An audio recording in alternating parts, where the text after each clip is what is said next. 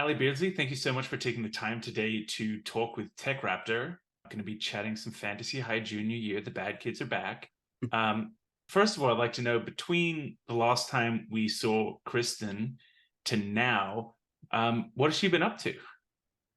Yeah, great question. We come back in to Fantasy High and it's like no time has passed. So that's kind of like the strange feeling about this season is we all know years and years have passed. We're completely different people.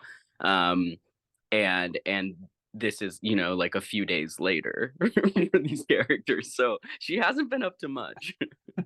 And I mean, you guys finished filming that season in the middle of COVID. Yeah, So even just the world is different. totally. Totally. Yeah. You guys do pick up this season in a very strange place.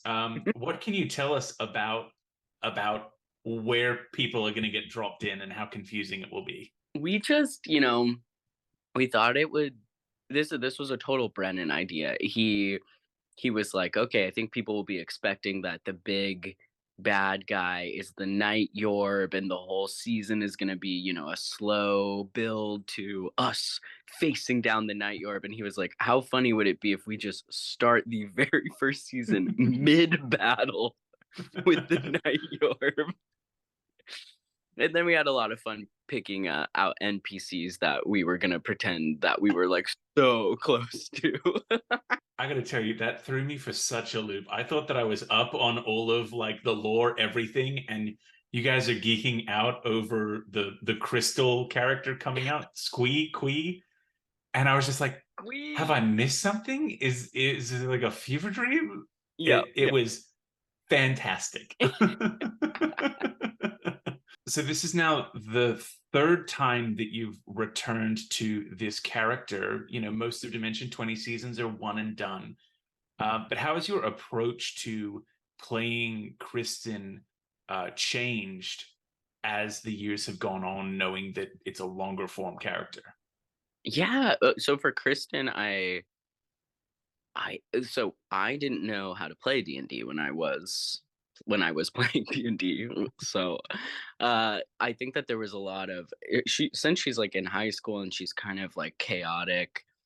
It totally made sense that maybe I didn't totally know what I was doing, and a lot of Mhm. class features were, like, overlooked, and there's just a bunch of kinda, like, balls dropped, and just being kinda like, "Oh god, we're in danger." And so it's been kind of fun to return as a more seasoned player. We had this like running joke at the beginning of the season where I kept saying I read the book because I bought the D&D manual, and then Murph is like absolutely dunking on me and being like, "There's more than one book," and I was like, "I bought the book and I read it." This is the one. It says the book on it. Like that's it, right? It said D&D on the book, okay, Murph. So,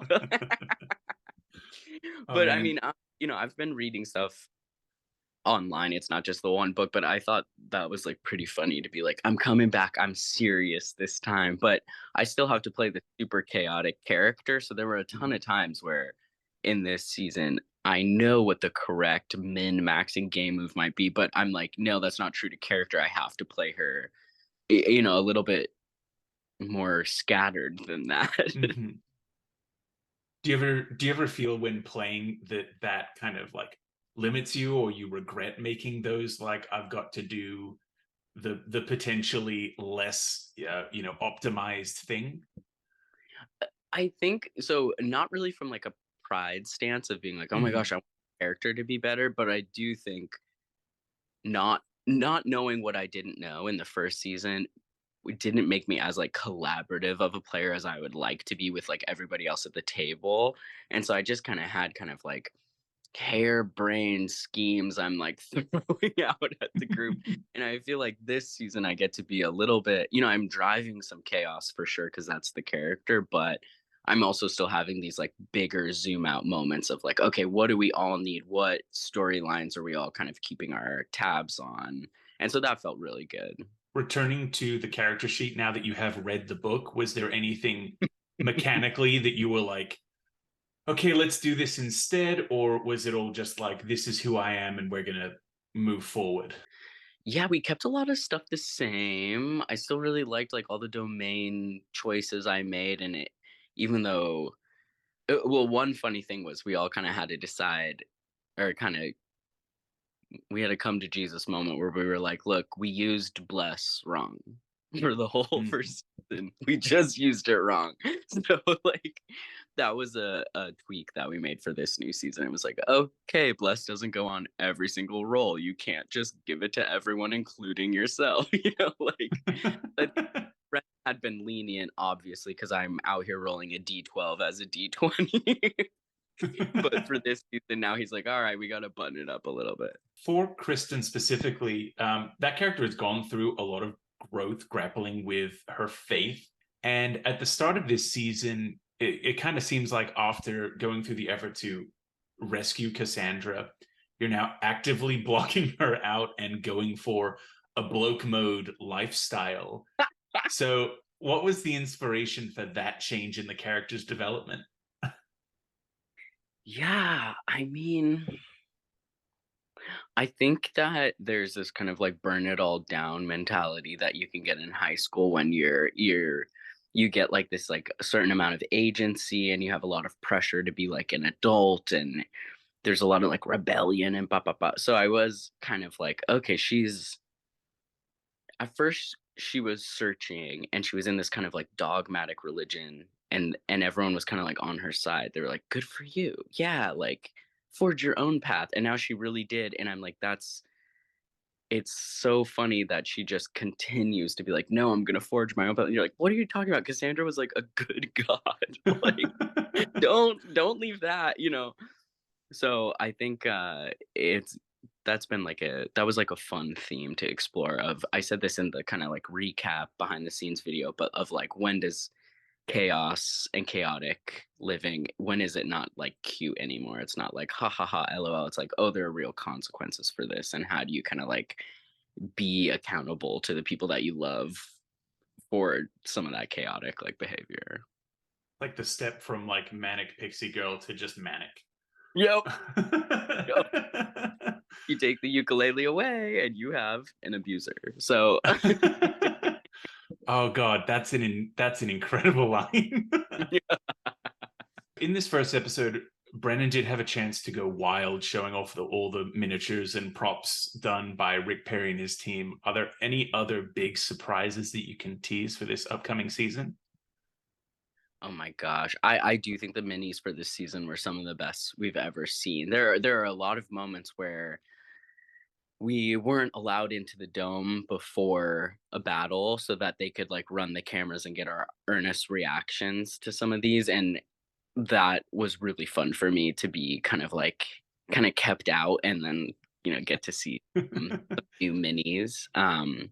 But yeah, a lot of there's like we have some new animations going behind us versus just kind of like a glowing dome, and it just feels like it's gotten a lot more like multimedia in a really cool way. There's like huge teams working with Rick to make all of this stuff, and I think it's really coalescing in this like really cool thing that they have going alongside with our story. Among the company of incredible Dimension 20 shows, I reckon Fantasy High has a special place in the hearts of lots of fans. So, what about the setting, cast, and themes do you think like brings that secret sauce that makes the show really resonate with the viewers? Yeah, I do think that there's like a little bit of nostalgia. So like when you're watching the first season, you're not watching like pro D&D players who know Mm. that they'll be able to like go on tour. You're watching like Brennan's friends who he convinced to show up to this off building and film into the dead of night. So I do think that that has a lot to do with Fantasy High feeling like really sincere, like really true, because it was just something that we were gonna do anyway, and then it Mhm. happened to get like pretty popular. And these characters are just, I think we kind of like just get as dumb with it as as we want. And so I think that we are having a lot of we can really like step on the gas in a lot of ways and kind of like really make each other laugh in this like particular setting. So even so many years later, it still has that feeling of friends around the table chuckle fucking about. Totally. Totally. Before we wrap up, I want to give you a chance. Are there any other things that you're working on, or where can people find you if they're interested in seeing more of what you're up to? Oh yeah, I make a podcast right now about queer people's relationship to the gender binary, and that's been really fun. It's called Gender Spiral, and it's a lot of cool conversations with people about. I think gender can feel so kind of like dry or like Mhm. liberal arts college or something. So it's just been really fun to like have these little like 40-minute episodes of someone kind of like going in depth and it's been like really kind of like lighthearted and silly and fun and it's kind of had it all. Thank you so much for taking the time to chat with us, and I'm looking forward to the rest of this season. Yeah, thank you so much, Andrew.